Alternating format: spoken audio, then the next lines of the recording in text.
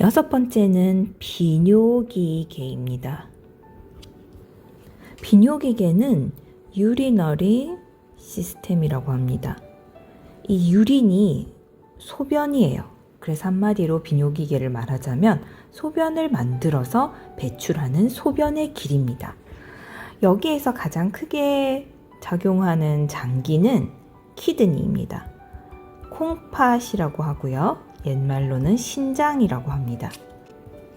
심장이 펌프였다면 콩팥은 필터라고 생각하시면 됩니다. 그래서 대사산물이나 노폐물 같은 것들을 필터를 해서 걸러주는 역할을 하게 됩니다. 콩팥 위치를 보시면 배, 등 이렇게 나누었을 때 등 쪽에 더 가깝게 있고요. 여러분이 허리에 이렇게 손을 탁 얹었을 때 고즘 높이에 있습니다. 그러니까 약간 허리에 가깝게 등 쪽으로 있는 기관입니다. 가장 먼저 콩팥에서 소변이 만들어지고 그 다음에 유레터라고 하는 요관으로 연결됩니다. 여기에서 블래더, 방광으로 모여서 마지막으로 유레스라, 요도를 통해서 배출되는 것이 바로 비뇨기계입니다. 남성의 경우에는 유레스라 주변에 프로스테이트가 이렇게 감싸고 있어요. 요거를 한번 기억을 하시면 전립腺 비대일 때의 증상이 이해가 됩니다. 남성에서는 전립腺이 요도가 있으면 전립腺이 이렇게 양쪽으로 호두만하게 있어요. 그러면 오줌이 나오는 길을 방해를 하게 되죠. 그래서 전립腺이 비대증이 오게 되면 오줌이 나오는 요도를 압박을 하게 됩니다. 그러면은 전립선 비대증의 여러 가지 증상들이 이해가 돼요. 첫 번째로는 압박을 하고 있으니까 소변을 누고 싶은데 여기 방광이 있는데 소변이 차서 누고 싶은데 막 바로 누고 싶을 때 안 나오고 시작하기가 어려운 거예요. 그래서 누기 시작하는 시간이 오래 걸립니다. 그리고 찔찔찔 나오니까 소변 줄기 약해지고 찔찔찔 누게 되니까 아무래도 같은 양을 오래 누게 되고요. 그 다음에 다본 후에도 잔뇨감이 조금 있어요. 그러면 잔뇨감이 있으니까 또 좀 남아있으니까 또 빈뇨, 자주 화장실 가야 되고 그러다 보니까 자다가도 가야 되는 야간뇨가 있을 수 있죠. 야간뇨는 삶의 질을 크게 떨어뜨리기 때문에 수면의 질을 떨어뜨려서 굉장히 힘들어 하십니다. 그리고 자꾸 이렇게 잔뇨가 남아 있으니까 방광에 찌꺼기가 남은 거잖아요. 그러면은 또 방광염도 잦아집니다. 그러다 보면은 계속 반복되면 신장 기능도 떨어지기 때문에 전립선 비대증은 삶의 질과 여러 가지 신장 기능을 위해서 치료를 해주는데요. 약물을 한 6개월 정도 먹으면 전립선 크기가 좀 작아진다고 합니다. 이게 없는 여성이 훨씬 좋겠네요 하시면 또 여성에 불리한 것이 있습니다. 보시면 유레스라가 요도의 길이가 굉장히 짧죠. 그리고 옆에서 이거를 보면은 성기를 따라서 꺾여서 길게 가고 여성은 곱게 짧게 갑니다. 그렇기 때문에 혹시나 감염이 생기면은 훨씬 더 타고 올라가기 쉬운 구조예요. 그래서 감염에 좀 더 취약한 것은 여성 요도의 구조라고 생각하시면 됩니다. 이렇게 소변은 콩팥에서 만들어져서 요관을 따라서 내려와서 방광에 모여서 요도를 통해 바깥으로 배출되게 됩니다. 그런데 배출될 때 아무 때나 막 배출이 되면 안 되잖아요. 우리가 화장실을 가고 싶은 마음이 들면 화장실에 가서 변기 뚜껑을 올리고 앉을 때까지 참을 수 있게 해주는 구조가 필요합니다. 그것이 괄약 조임근, 영어로는 스핑터라고 합니다. 그래서 안과 바깥에 조임근이 있어요. 그래서 우리가 필요할 때 의지로 조절할 수 있도록 해줍니다. 조금 더 구분하자면 방광에서 모인 소변이 요도를 통해 나올 때 이런 스핑터라는 조임근이 있어서 소변이 새지 않도록 도와주는 역할을 하게 됩니다. 스핑터에는 보통 안쪽과 바깥쪽 두 가지 스핑터가 있는데요. 그래서 안쪽은 보통 involuntary라고 합니다. 불수의근. 그리고 바깥쪽은 voluntary라고 하면 수의근라고 얘기하면, 불수의근은 나의 의지로 조절할 수 없다. 그 다음에 나의 의지로 조절할 수 있다는 볼런터리라고 생각하시면 됩니다. 그 말인 즉슨 방광에 소변이 차면 안쪽 조임근은 열립니다. 이거는 내가 조절할 수 없어요. 그러면 나의 존엄성을 지켜주는 것은 바로 바깥 요도 조임근입니다. 이게 내가 됐다 할 때 스핑터 머슬을 이완시켜서 소변을 내보내는 역할을 하는 거예요. 이게 사람의 특징이라면, 그러면 스핑터가 없다면 어떻게 될까요? 스핑터가 없다면 그냥 방광에 모이는 게 아니라 생기는 대로 줄줄줄줄 새겠죠. 그런 생물이 어디 있어요. 그거는 너무 존엄성이 없잖아요. 그런 생물이 있습니다. 여러분, 날아가는 새똥 한번 맞아본 적 있으신지 모르겠어요. 새는 날기 위해서 몸이 굉장히 가벼워야죠. 그러다 보니까 똥오줌을 저장을 하지를 않아요. 그래서 얘들은 그냥 생기는 대로 그냥 줄줄줄줄줄줄 새는 거예요. 그래서 얘들은 괄약근이 필요가 없습니다. 그래서 조임근 없이 생기는 대로 줄줄줄 싸기 때문에 그렇게 하늘을 날다가도 싸고 우리 머리 위에도 싸고 바닥에도 싸고 하는 거예요.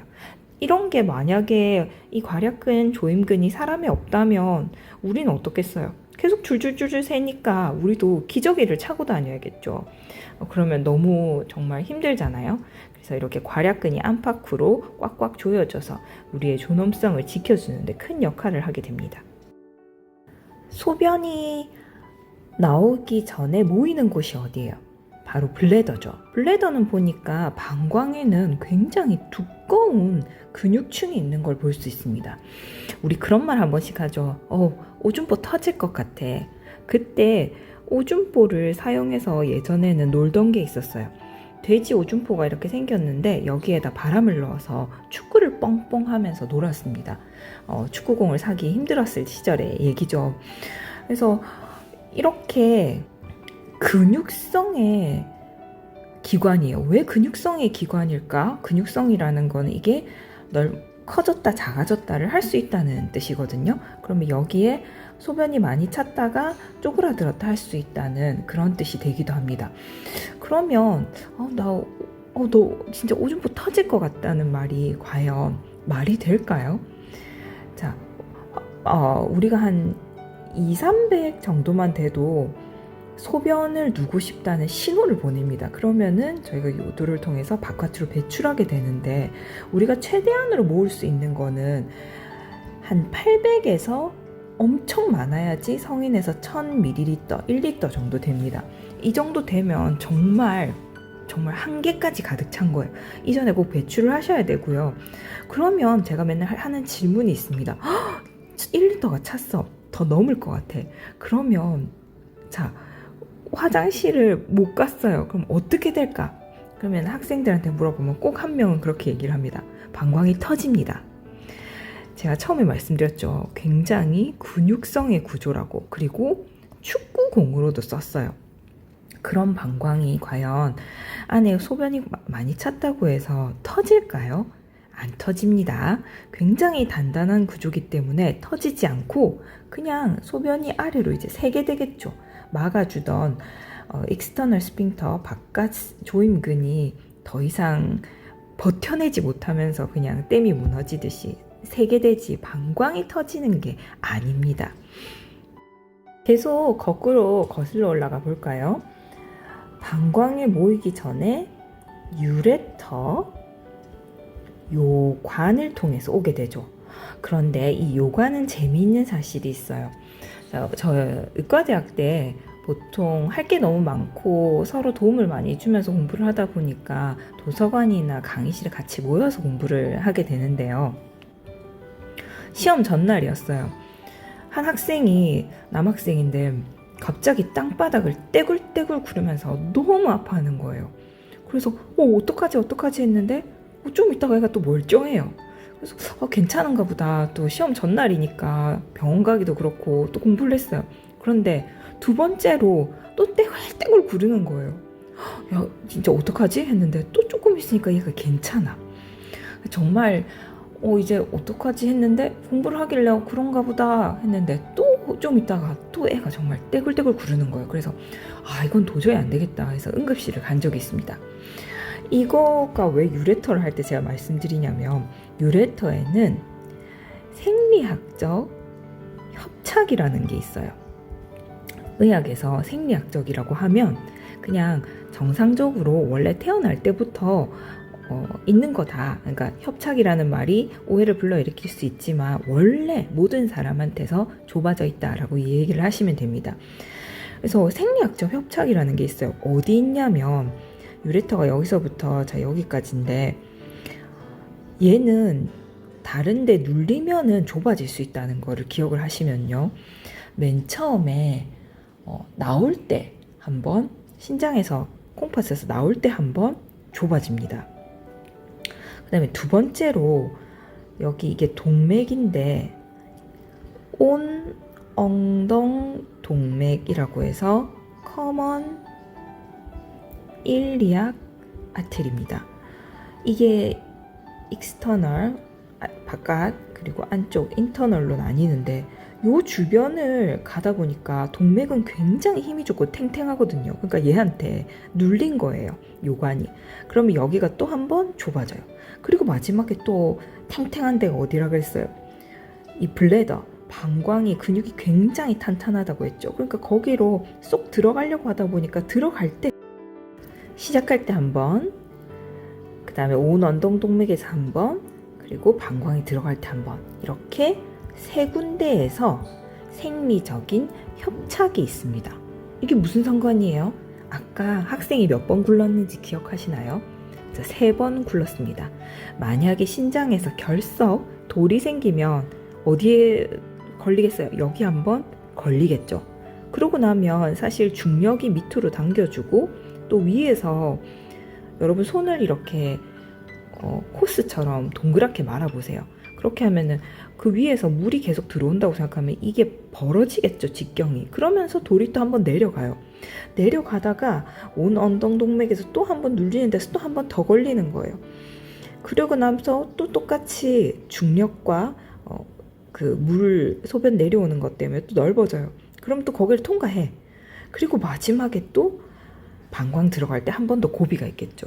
그래서 신장 결석이 있으면 사진을 찍어 보면 거의 여기 이 세 군데 생리적 협착 부위에서 발견이 된다고 생각을 하시면 되겠습니다.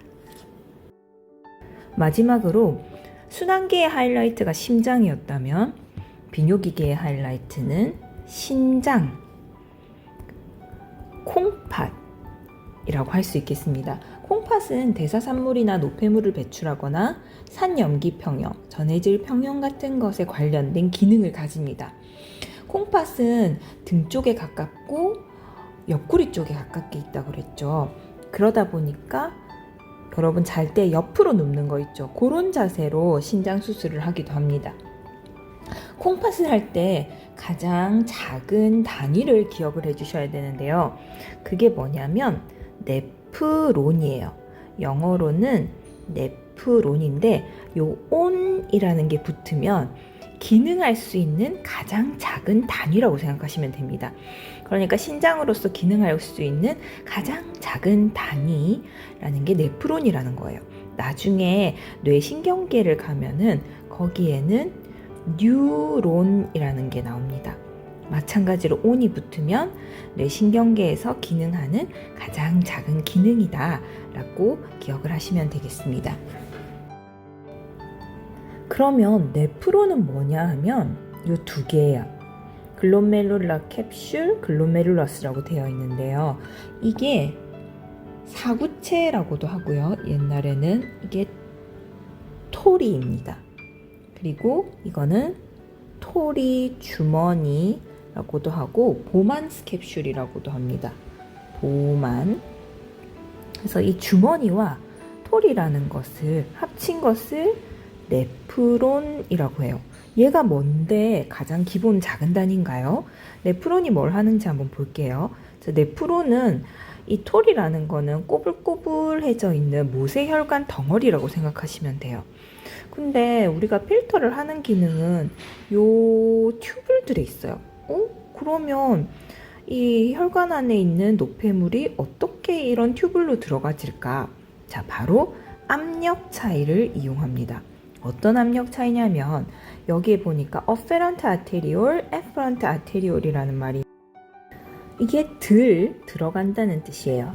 들 세동맥이고 이게 나간다는 거거든요. 날 세동맥입니다. 세자를 붙어주는 거는 이렇게 올 붙으면은 작은 거예요. 그래서 여기로 들어가서 여기 주머니에서 막 돌고 모세혈관이 막 꼬여 있다가 일로 나오는 거예요. 이거를 간단하게 그려볼게요.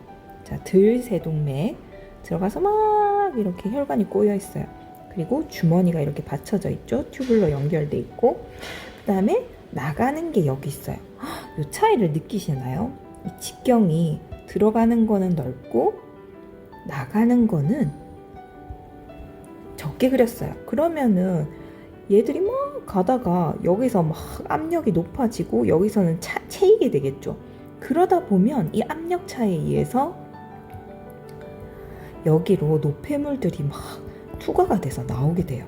그러면은 그거를 보만스 캡슐, 글로메룰러 캡슐, 토리 주머니가 받아가지고 튜블로 이렇게 연결해서 길을 가게 만드는 거예요.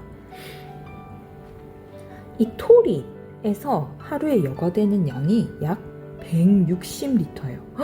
160리터를 소변으로 만들어서 내보내면 우리가 살 수 있겠어요? 없죠. 그래서 이 튜브를 왔다 갔다 이렇게 길게 해놓은 이유가 있어요. 여기에서 거의 99%이 요세관이거든요. 이 요세관에서 99% 다시 재흡수를 합니다. 그래서 나머지 정말 버려야 될 것만 오줌으로 배출을 해요. 그러면은 한 1.6리터 정도가 하루에 오줌으로 배출이 됩니다.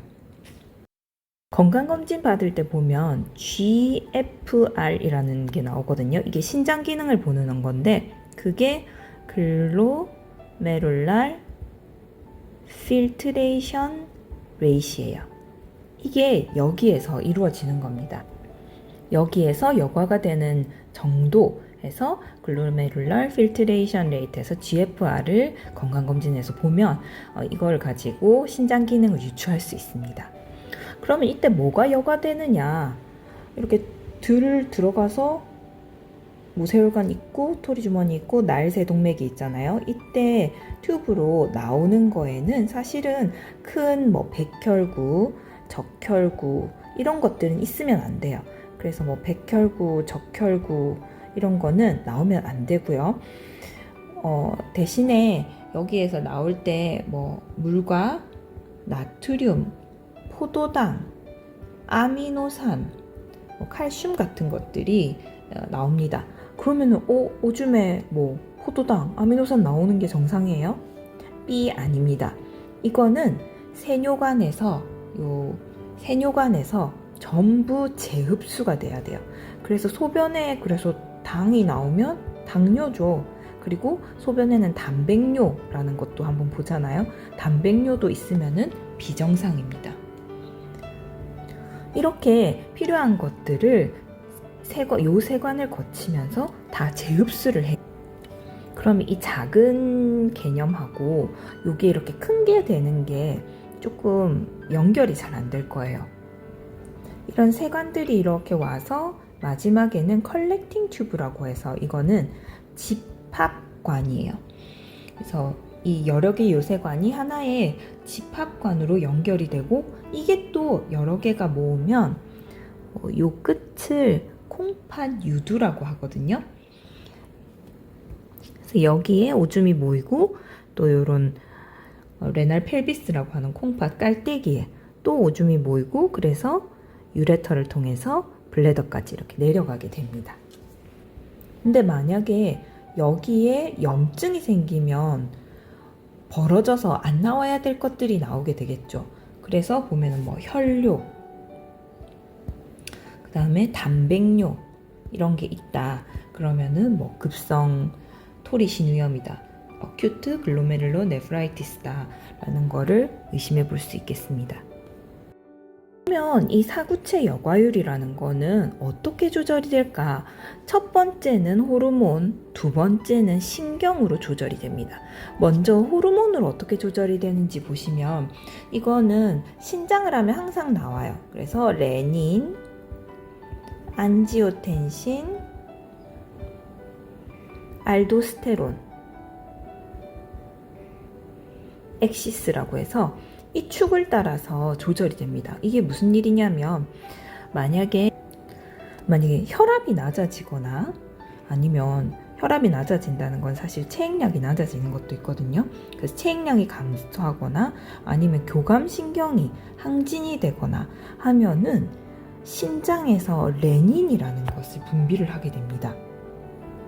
레닌이 하는 역할은 간에서 나오는 안지오텐신오겐을 안지오텐신 1으로 바꿔주는 효소예요. 그러면 안지오텐신 1은 무슨 일을 하느냐? 안지오텐신 1은 허파 쪽에서 분비되는 안지오텐신 컨버팅 엔자임이에요. 그래서 ACE라고 하는 안지오텐신 전환 효소라는 거에 의해서 안지오텐신 2가 됩니다. 안지오텐신 2는 하는 역할이 아까 혈압이 낮아졌었죠? 그러니까 혈압을 높여주는 역할을 합니다. 혈압을 높여주고 그리고 알도스테론을 분비를 시켜줘요. 이거는 부신 겉질에서 나오는 호르몬입니다. 그렇게 되면 다시 혈압이 상승하는 효과가 있습니다. 그래서 레닌, 안지오텐신, 안지오텐신 2, 그 다음에 알도스테론 효과에 의해서 떨어졌던 혈압이 상승하는 효과가 있겠죠. 근데 우리는 보통 고혈압 때문에 약을 먹잖아요. 그러면은 고혈압에 쓰는 약은 이 효소들 중에 어느 곳을 움직이면 될까요? 뭐 여러 가지가 있겠지만 폐순환기에서 나오는 ACE, 이 안지오텐신 전환 효소를 못 쓰게 만든다고 생각해 보세요. 그러면은 이거는 안지오텐신 전환 효소를 못 쓰게 만들면 안지오텐신 1이 안지오텐신 2가 안 되죠. 그러면서 당연히 혈압도 오르는 효과도 없어지고 알도스테론도 분비가 안 되면서 혈압을 올리지 못하게 됩니다. 그래서 혈압을 오히려 낮추는 역할을 해요. 그래서 고혈압약은 사실 혈압 강화제, 고혈압약은 안지오텐신 전환 효소 억제제입니다. 그래서 여기서 억제를 하면 혈압을 낮춰주는 역할을 했어요. 다음으로 신경으로 조절될 수 있습니다. 신경에는 자율신경계에서 교감신경, 부교감신경이 있는데 교감신경은 급박할 때, 그 다음에 부교감신경은 좀 쉴 때, 그래서 제가 fight or flight고 rest and digest일 때라고 얘기를 했었어요. 제가 시험 감독을 들어갔는데 한 학생이 시험 딱 시작하자마자 화장실이 가고 싶다는 거예요. 그래서 안 된다, 어떡하지 했는데 애가 시험 문제를 딱 보더니 갑자기 화장실 안 가도 되겠대. 그래서 다행이다 하고 시험을 이제 50분, 1시간 치고 딱 끝나자마자 애가 정말 뛰어나가는 거예요. 이게 왜 이러냐면 애가 시험 문제를 받았는데 시험 문제가 자기 생각보다 좀 어려웠던 거야. 그러니까 급박하죠. 교감신경이 확 항진이 되면서 소변 보고 싶은 마음이 안 드는 거예요. 왜냐하면 우리 뒤에서 사자가 뛰어오고 있는데 내가 정말 너무 마음 편하게 화장실 가서 소변 보고 싶고 대변 보고 싶지 않잖아요.